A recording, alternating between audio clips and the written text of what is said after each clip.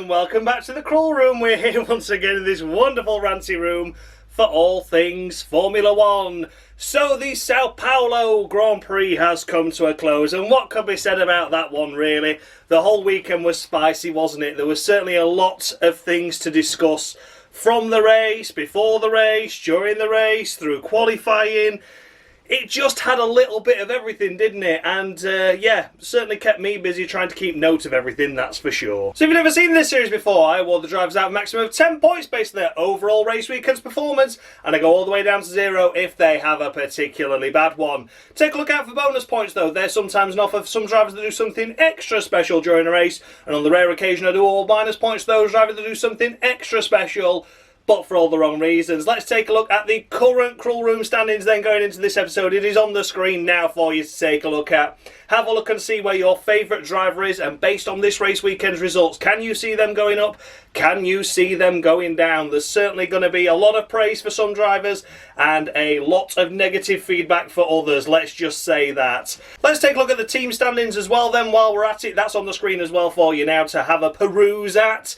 Yes, this of course is awarded based on how the drivers scored. That gets added up and put into the team's constructor standings just like normal F1. However, on this one, of course, if the driver gets disqualified, the team lose all their points as well. If the driver receives minus points, then the team receive minus points. And independently, I can plus or minus points as and when I see fit. So, yeah, it really just does what it wants in this part. At the moment, of course, you'll see there's a list of minus points at the side. Those have not yet been deducted from the scores. That will all be done at Abu Dhabi.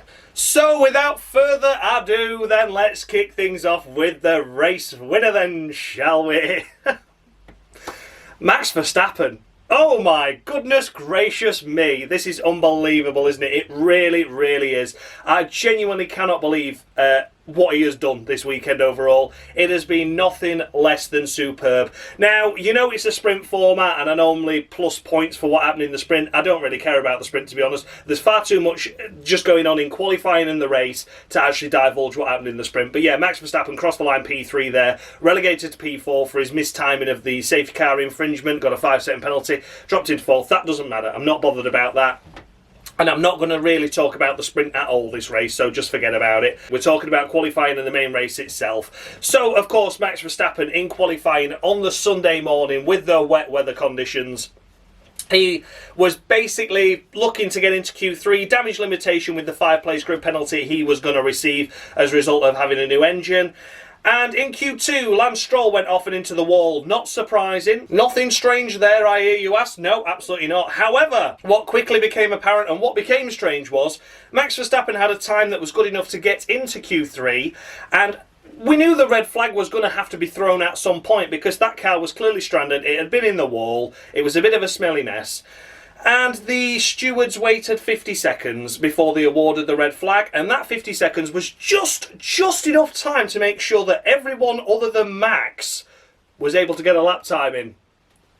And that bumped him out of Q2. Now, I'm smelling fucking bullshit here straight away, to be honest with you. I'm calling bullshit. And especially when what happened in the sprint with the swapping of the positions with McLaren and then with Call of VSC. It's just well timed, well too choreographed for me. It's a pantomime, isn't it now? You can really see that this sport is a pantomime. They wanted to impact Max's chances as much as possible this race weekend overall to make sure it was a title fight going into the next rounds. Anyway, yeah, so Max Verstappen got absolutely royally shafted there. So lined up P12, minus 5 places, of course, for his grid drop, was down in P17. He was fuming, the team was fuming, everyone was fuming. And then in the main race itself, the stewards and the FIA could not stop what Max Verstappen did this weekend. It was an absolute masterclass and nothing short of it. That car was not the quickest car this weekend at all by any stretch of the imagination. We're probably looking at 3rd fastest at the very best, like it has been throughout most of this second half of the season. He has just driven so well, gained several places in the first couple of laps, was up to like P11, got a little bit stuck behind the likes of, was it Lawson for a little while, but then once Leclerc dropped off the back, he got him and then got through the pack quite nicely, then was running round in like that P5, P6 area, Norris pitted, Russell pitted, put him up to P3 actually at that stage, didn't it? So then the red flag came out, he was out there, it was in P2 actually then by that point, wasn't it? Because Tsunoda pitted for full wets as well. So that got him to P2, promoted him to P2, splitting the Alpines. He got away, got off the line well, brilliant, fantastic, was running around in P2 quite happily. Then we had another safety car for one of them going off again. I can't remember who went off that time. But yeah, another safety car intervention. Then he leapfrogged Ocon and just went into the lead. The moves he was making into turn one, those fans would have been so happy they paid a ticket to witness that this weekend, because that was a World Championship drive there. And this is what frustrates with him, Max, because there's no need to do what he did at Mexico. There's no need to do what he did at the USA. There's no need for what he did at Hungary earlier in the season. He doesn't need to do that to be a World Championship class driver. He has all of the skill and ability to just do it outright, and he is able to do it outright with damage limitation throughout the season. That's why he's still so close in the championship fight. Yeah, McLaren have bottled it, Norris has bottled it, but Max Verstappen, for the most part this season, has been able just to pick up those P3s, P4s, P5s, and scored the points he needs to do to lessen the gap to well, I say lessen the gap, but you know what Norris has been like this season. But he has done enough. He's done just what he needs. And then this weekend, where it looked like it was going to be advantage Norris, people were saying, well, Norris is going to take 26 points out of him just this race alone. He'd already taken points out of him in the sprint as well. So this is it, championship game on. Norris bottled it, and Max Verstappen took victory, which is thoroughly deserved. So it's 15 points to Max Verstappen, and come at me if you think that's too much, because that is absolutely ridiculous. It is ridiculous what he did this weekend, and fully deserves it. 15 points. He's overcome the FIA's bullshit. It was about the only driver on the grid not to be investigated for something during the race, or receive a penalty or whatever in the main race itself. He's done superb. 15 points to Max Verstappen. Been talking about him far too long, and I'm in a bit of a rush, so let's get on. In second place, we come to Esteban Ocon. Esti Bestie to you. Ain't like Esteban Ocon. Absolutely superb this weekend from Esti Bestie. In Q3, once again, lining himself up in P4, was it? It was certainly a good effort nonetheless. And in the main race itself, ran around in those podium places and on the fringes of the podium places throughout all of it. He thoroughly deserves it. Admittedly, yeah, you could say he got a little bit lucky with the pitting of Russell and Norris. I'm sorry, Russell and Norris are in a much better car. They fell behind him, but they should have been able to get past him and overtake him, shouldn't they? So I don't hold that I don't say that's luck. I don't say that's by chance. Yeah, got ahead of him maybe on a little bit of luck, but in the main race itself, when it comes to the actual on-track battles, the likes of Ocon were able to hold off quite well against everyone except Max Verstappen. So Esti Bestie Ocon, it's going to be short and sweet because I'm running out of time, but it's going to be 15 points to him as well. What else can it be? I absolutely love that result for Alpine. As much as it cost my team Haas, who I absolutely love and adore, they had a shitter, they had a shocker. But Alpine deserved this. They really, really did. Stupendous effort. Good to see Ocon back on form again after a couple of poor races where he's not done so well. Found out actually they've not updated Ocon's floor yet, and that makes a lot of difference between the cars. So maybe I've been unnecessarily harsh with Ocon the past couple of races because he's not had the same car that Gasly had. However, with all that said and done, he's P2 here after a stunning qualifying, and he's thoroughly deserving of 15 points. In third place, we come to Pierre Gasly. Bonjour, Pierre. P3, a double Alpine podium, absolutely cracking. Elevates them up from 9th in the constructors' standings up to 6th. They're only 3 points ahead of Haas, but I think Haas could maybe catch them.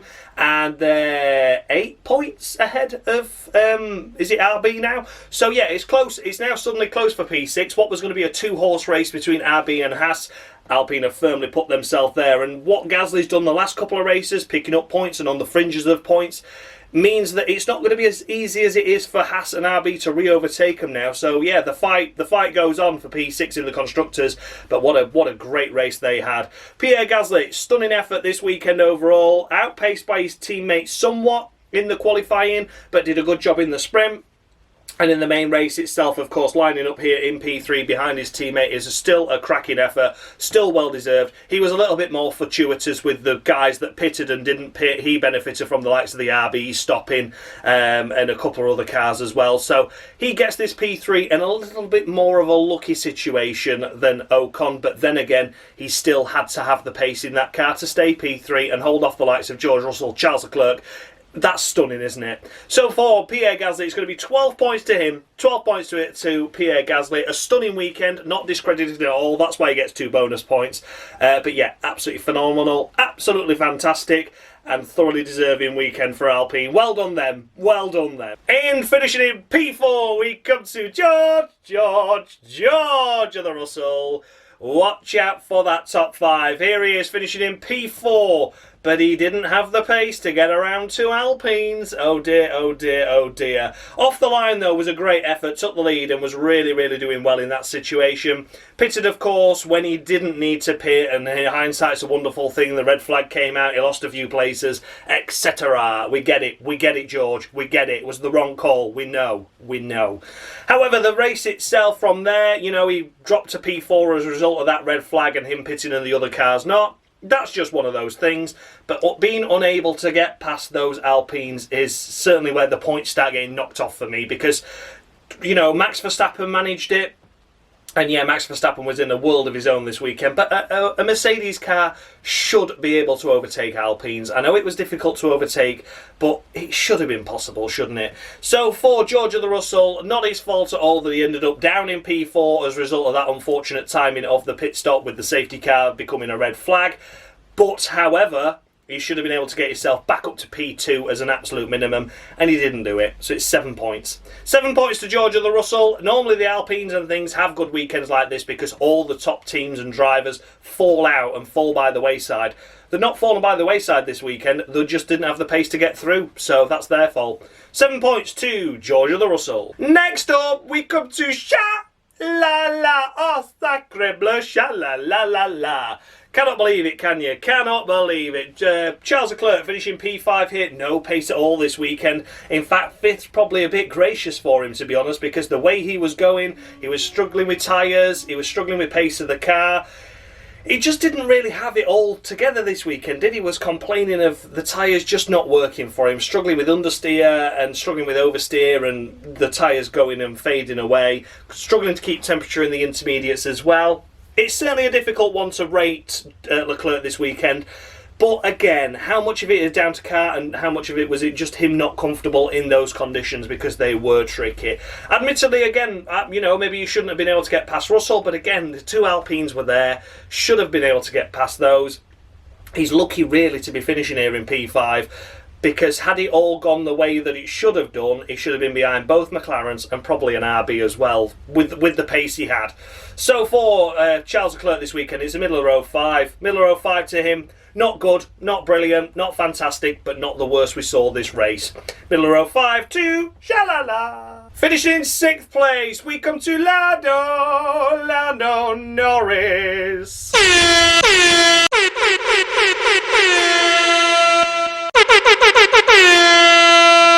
Do not fear, for I am here. It wouldn't be a reject roster of 90s drivers without me now, would it? I was the driver that made Ken Tyrrell leave his own team before it folded. How many other drivers can say they were so bad that the team boss didn't want any part of the embarrassment before it even started? There we have it! Ricardo Rosset of the week to Lando Norris. And not just that, it's minus 10 points as well off of his total on the cruel room, because once again, he's bottled it.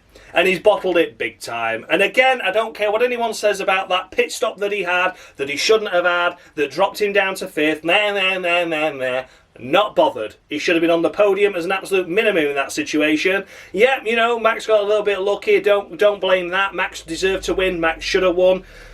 You know, once he was behind Max with the pace that Max had, I don't think he was going to beat him. Absolutely not. I don't think that was possible. But P3 should have been an absolute minimum and damage limitation from that point on.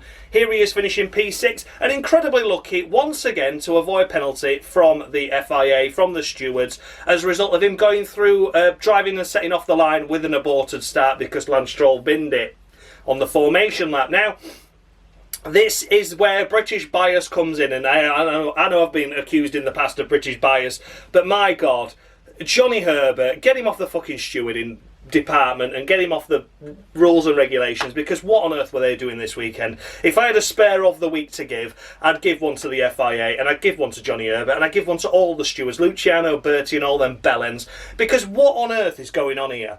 We give Ollie Bearman a 10-second time penalty for just touching the back of Colapinto and him spinning himself, costing himself 4 places. No damage to Franco at all in that scenario. No time loss, no position loss, nothing. 10-second time penalty. That then comes with 2 penalty points on your race licence. Lando Norris, when he should have stayed on the grid for an aborted start, set off, causing all the other cars to set off as well, because obviously Lando was going to come back round and catch up on a track that shouldn't have been driven on, because there's a car being recovered on very wet conditions. Obviously it's a dangerous position. 19 cars are now going round on a circuit that shouldn't be live in that scenario, because there's workers on the track, trucks on the track, recovery vehicles to get Lance Stroll's car out that gravel. But we give him a €5,000 fine and a reprimand that doesn't come with any points on his licence. Fucking bullshit. Absolute bullshit. I'm sorry, but that should have been a minimum of a drive-through penalty. And I said to my parents while watching this race, oh, they're going to decide after the race, because they want to make sure, they want to see where Max ends up compared to Lando before they make a decision on it, because they want to keep the championship fight alive. It's fucking ridiculous. So yeah, because Lando's lost out heavily, there's not really much of a penalty there for him for being a dick. It's basics. It's absolute basics in this sport. An aborted start, yellow flashing lights, there's no green light, you don't go, do you? You don't go. It says extra formation lap if they want you to do an extra formation lap. An aborted start is an aborted start. You're not going anywhere, stay there. Yeah, Lando Norris this weekend has absolutely bottled it and blown it. Just fucking frustrating. So unbelievably frustrating. And yeah, you can shout at McLaren and you can try and blame McLaren all you want for this weekend, but he drove like a Berg. He lost out at the line again after pole position, so he was never going to get past George Russell. And then in the race itself, after that red flag period, he fell off the track twice in certain situations. Again, didn't get a penalty for that off in turn 1, where he was alongside an Aston Martin, which would have been Alonso in that situation, as he was off the track, cut the corner, got ahead of the 3 cars, I think it was 2 or 3 cars that he should have been behind, not even investigated, not even looked at. So yeah, I'm calling bullshit, I really am. I think this weekend has been another Abu Dhabi 2021. It's just gone under the radar because of the end result, really, where Max has won heavily against Lando. But I'm calling bullshit. I am genuinely calling Abu Dhabi 2021 here this weekend, because what Max has had done to him, and then what's happened to Lando for very, very, very serious offences, it just gets swept under the carpet, forgotten about, not even investigated at times. It's just ridiculous. So yeah, Lando Norris this weekend has to be an of the week. It's Ricardo Rossi as well, of course, and it is minus 10 points on his standings as well. I think he's getting close to a disqualification now, is Lando. But I'm not happy. I'm not happy at all. It's disgusting. It's ridiculous. So yeah, people can come at me for that and say, oh no, I'd have given him a 9 because what a good race. But it was fucking crap. It was awful. It was stupid. He should have had more penalties. He should have had 2 penalties at least. One for cutting that turn 1. Yeah, he made a mistake, admittedly, but he should have feathered in behind that Aston Martin. And the second one were going through that aborted start. I'm sorry, that's minimum of a drive-through for me. That's minimum of a drive-through, or 20 seconds added to your race time post-race, because it's just a big no-no, isn't it? It's basics. It's basics, and he got the basics wrong. Minus 10 points and an of the week to Lando Norris. Next up, we come to Yuki Tsunoda in the first of the Visa Cash App Maxi Tampon. Buy one, get one free. Don't forget your Alpha Tauri, your Toro Rosso, your Minardi. Don't you dare. Don't you dare. Prestige. Prestige within the sport. Don't forget it. Yes, Yuki Tsunoda this weekend. P3 on the grid, absolutely fantastic effort, and was holding his own in the first stages of that race. He pitted during the, I think it was the virtual safety car at that point, before the safety car came out, to put the wet tyres on, the extreme wets, which the tyres and cars definitely needed, because he was going through at a rate of knots in that situation. You should have seen it was like 4 seconds a lap he was gaining on everyone else on the intermediates. However, then for them, the red flag, the safety car came out, then the red flag followed for Colapinto's accident. And that was a big shame because that cost him. Had that not happened, he'd have carved his way through the field. He'd have been a full pit stop ahead of everyone and been on the right tyre at the right time. I don't blame RB for what they did there. They were proactive in what was happening with the weather conditions. It was just unfortunate that the safety car came out and then the red flag followed, because that did cost them. The cars that pitted and put the inters on, not a clue what they were doing in that situation. I really don't have a clue.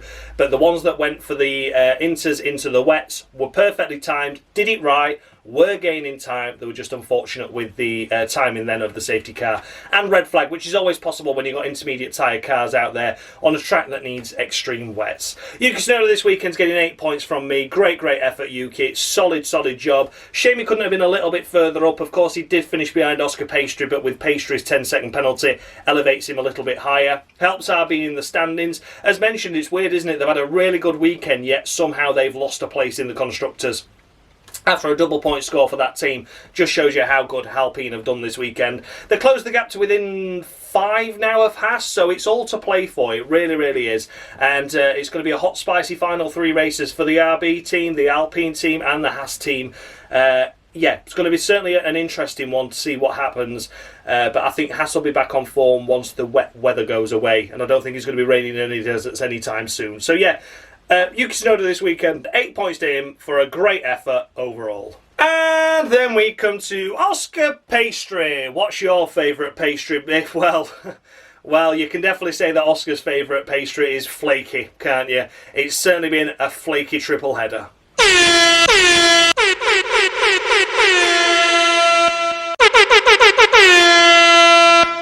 I've had some pretty bad things said and done when discussing my career, but my own team mechanics changing my name from Rosset to Tosser on my paddock golf buggy was a step too far. And there we have it. It had to be, didn't it? Ricardo Rosset of the week to Oscar Piastri, and minus 10 points on the board to him.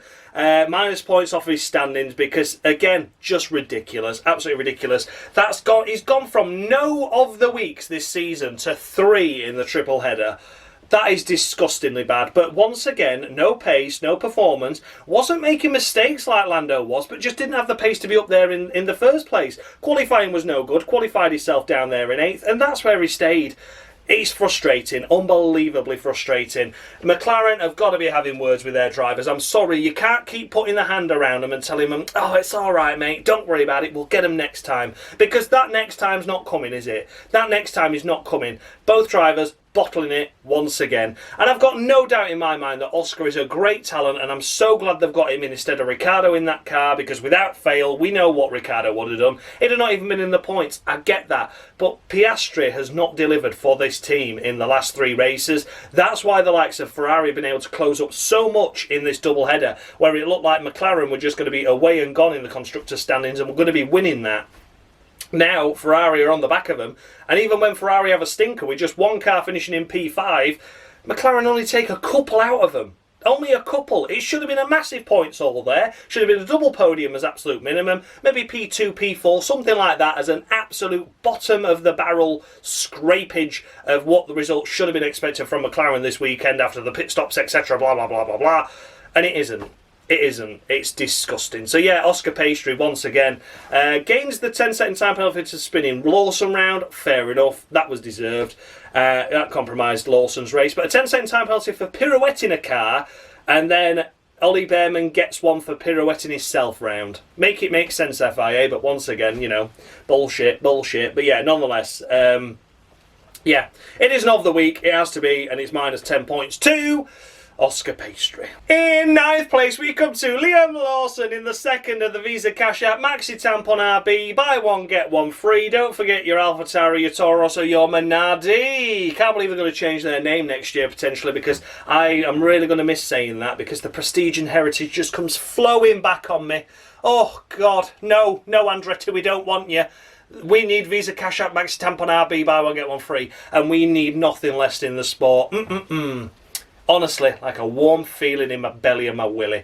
But yes, for Liam Lawson this weekend, it was a good qualifying, wasn't it? A solid top 5 start for him. The race itself, he looked to be struggling in the first phases of that race. Again, RB went for the wet tyre option and was looking to gain ground.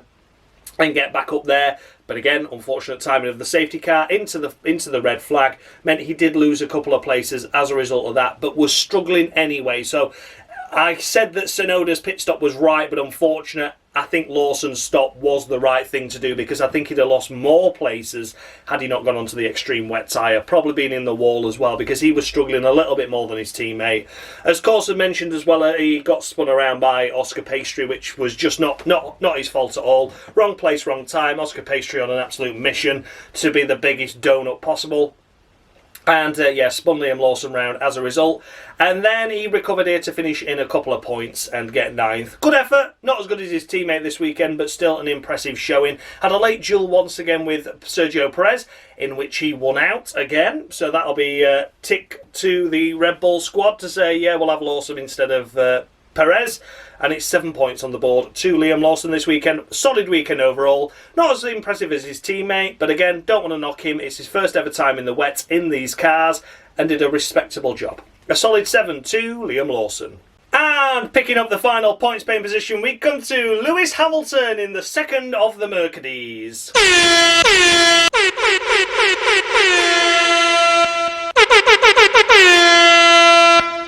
Formula 1, more like Formula 0. I hardly ever finished a race, never mind scoring a point.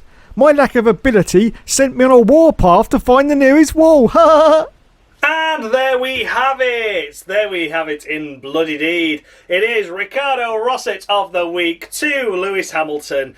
Poor pace, no pace at all this weekend. Lucky to score a point. Out in Q1, it was just a disaster from start to finish this weekend. Would have been better off not turning up, to be honest with you. Where has his confidence gone in the wet? The wet weather master. We saw the likes of the 2020 Turkey drive. You know, where's that gone? Where's that gone, Lewis? I think they're going to be scratching their heads at Ferrari going, have we made the right decision? Yeah, Sainz had a shocker this weekend. I'm not denying that. We'll come to him in a minute. But Lewis Hamilton didn't exactly fare much better, did he? Which is a great, great shame. So yeah, it has to be an of the week. A Ricardo Rosset of the week to Lewis Hamilton. That is very, very disappointing. A great, great shame to say because... yeah, just poor all weekend, and that's all I can say. Lewis Hamilton, it is Ricardo Rosset of the week to him. Just outside the points, we come to Jaco Sergio Perez in the second of the Red Bulls. He's disqualified on the cruel room anyway. Not much to say about his race performance at all this weekend. Was just once again nowhere near anything to do with anything. And the 9th place was the best he was going to get, and he got 11th. Fantastic. Well done, Perez. Disqualified. Has been for a long time. Not talking about him anymore. Let's move on. And in 12th place, we come to Ollie Bearman, standing in, of course, for Kevin Magnussen. My, oh my, oh my. What could be said for Haas this weekend? Just could not get their car within the working window for the wet weather conditions, and it was just an absolute struggle for both drivers this weekend. Out in Q1 in qualifying, the race itself looking to have pace and were making the way up through the field, sort of thinking, well, Q1 was a little bit of an early exit for them, maybe the fringes of the points. Car started dropping out, you think, okay, maybe they can scrape a couple of points, but as it was, for Ollie Bearman, too many mistakes, too many offs, too many incidents, too many accidents, too many bumps, biffs and bangs. I don't blame him for the Colapinto one, that was just unfortunate, but then he went off at the second to last corner and had a gravelly, grassy moment there, then went off further around the track trying to overtake Carlos Sainz and biffed it into the walls, front end on, broke his front wing, managed to get it going again. And then was able to regroup again and try and go again. And then there was another off somewhere in a wide moment. And you just thought, Ollie, it's just a shame. So yeah, he manages to pick up valuable wet weather experience in his first ever time in the wet conditions in Formula 1. But you look at how Liam Lawson went, okay, Liam's got a couple more races under his belt, but he's hardly an expert, is he?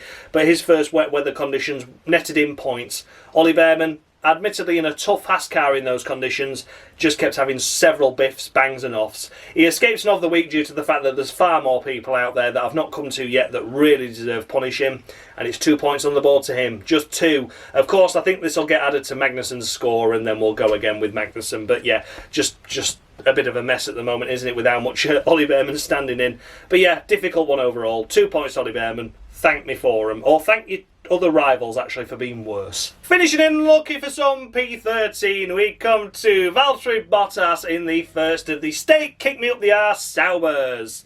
Absolutely delicious name once again. For Valtteri Bottas, it must be said he has had a solid weekend this weekend, qualifying himself in P11, which is a stunning effort in that car. And in the race itself, here he is finishing P13. He didn't have the pace to fight with anyone or anything. I saw the interview afterwards. He was saying he's like taking 10 laps to get the tyres into a temperature window where he was actually comfortable to push. And I didn't doubt him in that situation, to be honest with you, because if you look at the timings, he lost a lot of time in the early laps, and then as the temperature climbed, he didn't lose as much time to everyone else, but the damage had already been overdone. He'd already been overtaken by anyone, and then he was just propping up the back of the field, minus the ones that had some issues in the race. So Valtteri Bottas this weekend, it's a solid 7 from me. I think he's done a really solid job these last 2 races, and has really got the most out of the car he can.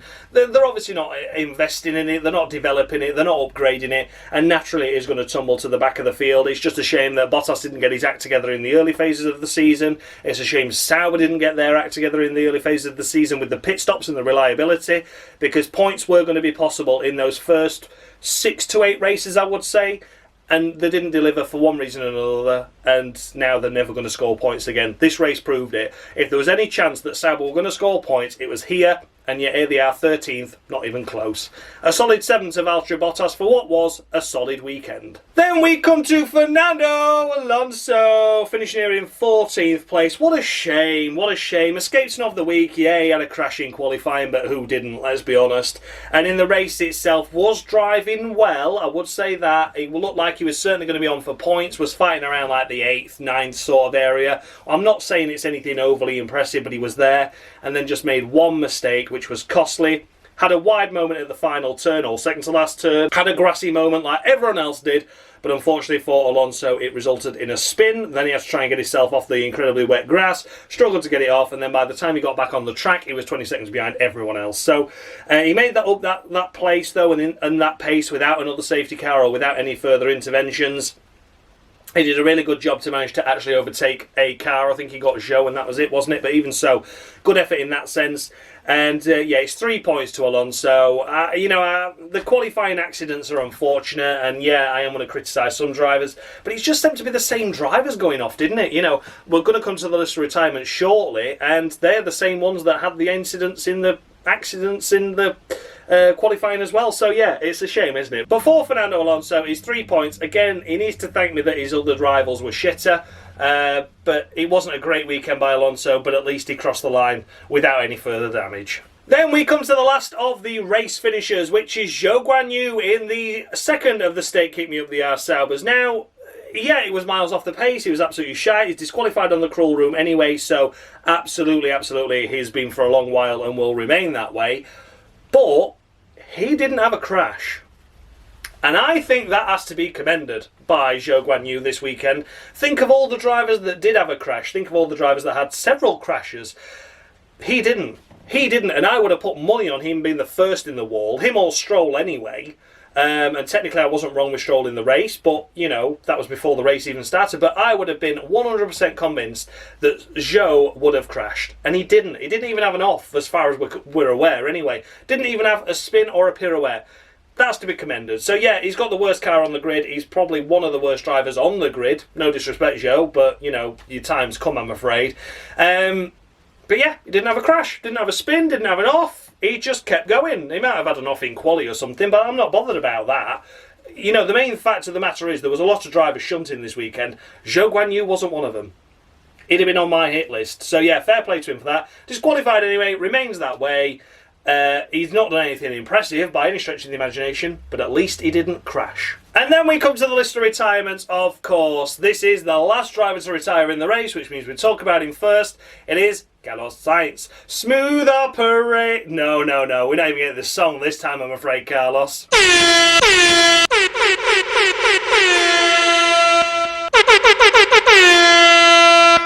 3 times I attempted to qualify for a Formula 1 race, and 3 times I failed. I wish I could blame the car, but it was a Brabham and was decent. Oh well, at least I tried. Bloody hell. And there we have it, of the week to Carlos Sainz. I believe that one was Giovanni Amati. I can't remember how many I've got left in the back catalogue, but we are certainly scraping the barrel now.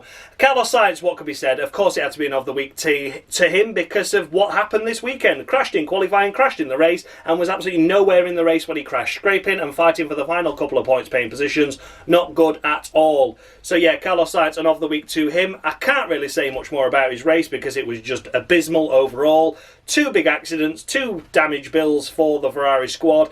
After the back of Mexico as well, where he took a win. I wasn't expecting him to win this weekend, but come on, Carlos. That was a big shame. Hopefully regroup in the couple of weeks we've got off before going into the final triple header of the season. But yeah, unfortunately, Carlos, that one wasn't a good one. Next up in the pile of retirements, we come to Franco Colapinto.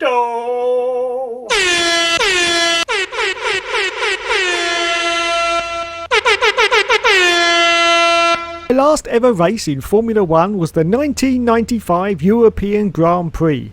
There was another driver who bowed out that day too, Jean-Denis Delatraz. It was an honour to race alongside him.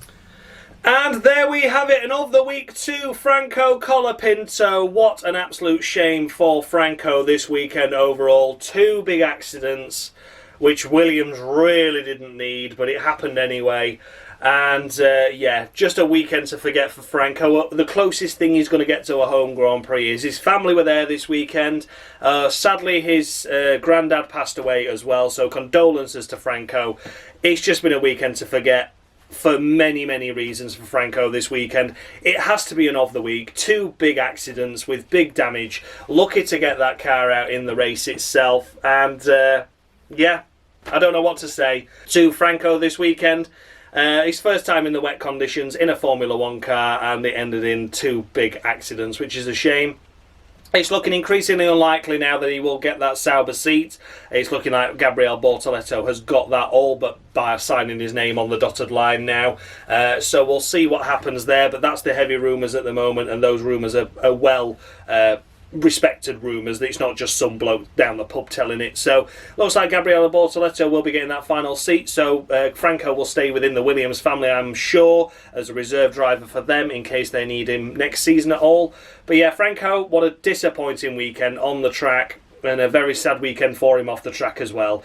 But it has to be an of the week to Franco Colapinto. And then we come to Nico Hulkenberg. Oh, I needed that.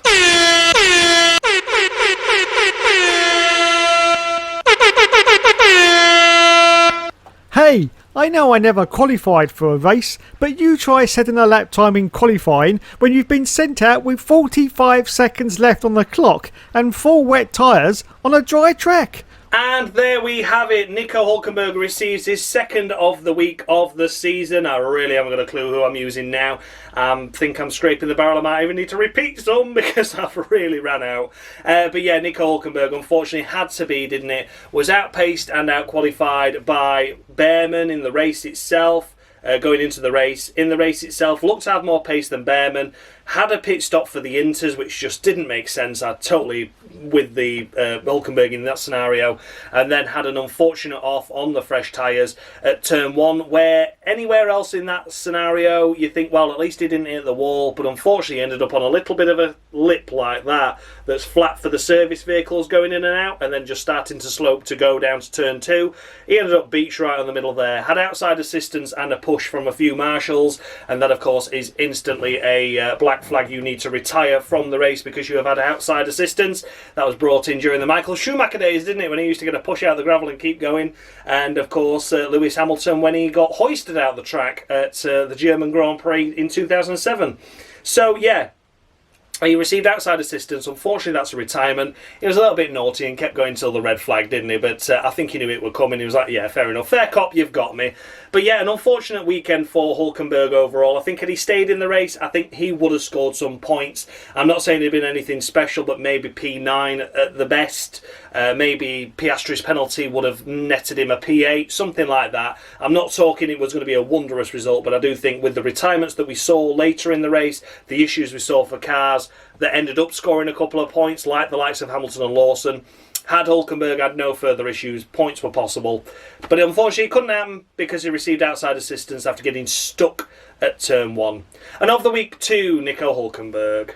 And next up we come to Lance Stroll, and thank God I can't give him an of the week because he's already out of here. He's already disqualified, of course. But once again, this weekend just proves how useless Lance Stroll is. Yet we've seen some unfortunate accidents for the likes of Carlos Sainz this weekend, for Franco Colapinto. However, you know, Stroll qualifying, it happens. He had a crash, fair enough. A lot of drivers did.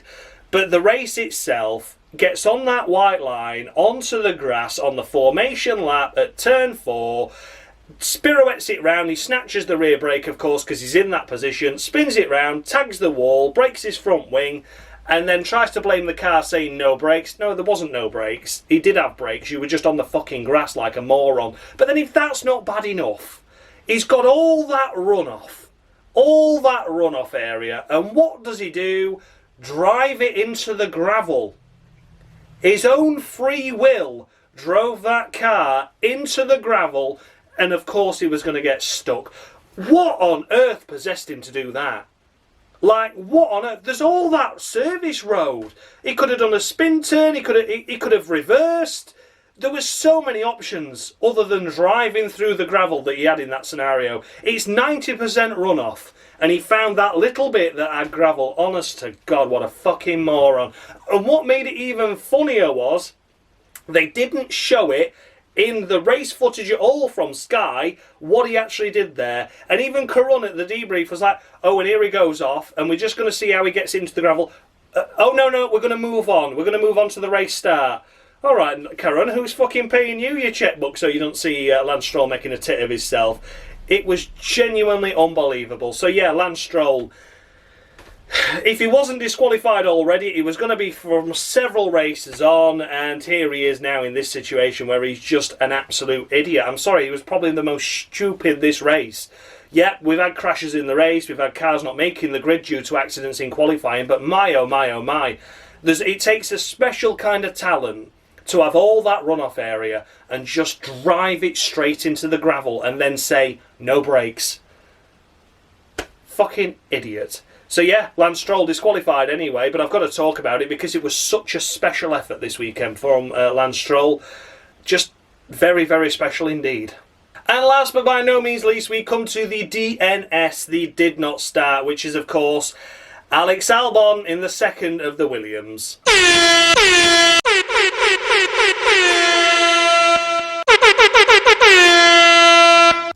If anyone doesn't remember me from my Formula 1 career, then at least I'll be remembered as the original Stig on Top Gear. Even then I only lasted 2 seasons before being killed off. Honestly, why were there so many attempts at taking my life? And there we have it. It had to be. It is an of the week to Alex Albon. What a ridiculously bad run of luck he has had in this triple header, especially at Mexico. But here, unfortunately, it was all his own doing. He was doing ever so well to get that car into Q3. He was in P2 as well at the time of his off. And yeah, unfortunately, similar to what Stroll did in the formation lap. However, that's a formation lap, not a qualifying lap.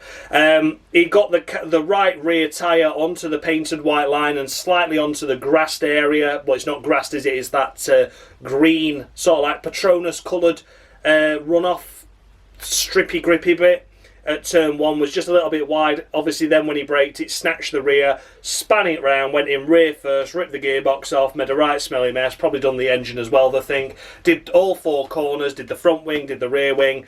It was a big, big mess. And unfortunately, the Williams car, with 2 cars already damaged, They didn't. I don't even think they had the parts to replace on Albon's car, but there was no way they were going to get it out in that 2 hours.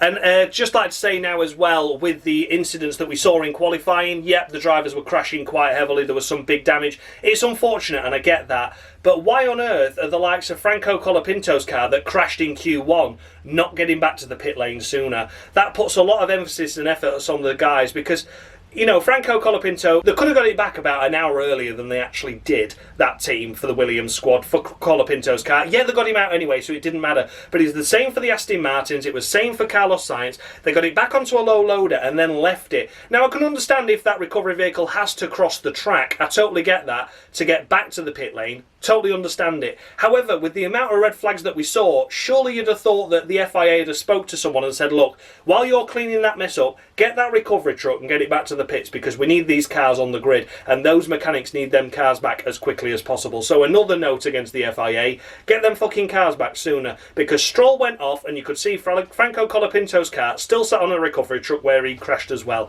That's not acceptable. Alex Albon this weekend has to be an of the week, unfortunately. A big accident means he couldn't start the race. The qualifying was going to be P7 anyway, that's where he would have lined up if he'd have not gone out again and not done any damage to the car. Points were going to be possible as well, I think. It's just been a very unfortunate weekend for Williams overall. So then guys, those were the runners and riders of the Brazilian Grand Prix, the Sao Paulo Grand Prix, at Brazil. Let me know down in the comment section, did I score any drivers too high, any too low? The updated standings with the scores I have just awarded are on the screen now for you to take a look at. I have not yet seen these actually, so I don't know how much of an impact this has had, but I am convinced that Charles Leclerc is well away and out in front now, of course, because Hulkenberg received an of the week, Piastri got more minus points, so even Leclerc scoring a mediocre 5 outscores his rivals here, I am sure. I think he's got quite a big cushion now, so we could be seeing a champion really soon on the crawl room. It could be Charles Leclerc's year at last after being the bridesmaid so many other seasons. Further down the field, of course, we've got some drivers close to disqualification now. I will take a look at those later on and see how close they actually are. But yeah, there's plenty of the weeks flying around this week, isn't there? Drivers did either really well or really badly. Not really many drivers did the in-between. Let's take a look at the team standings then, and while we are here, we are going to be awarding sympathy points to the teams.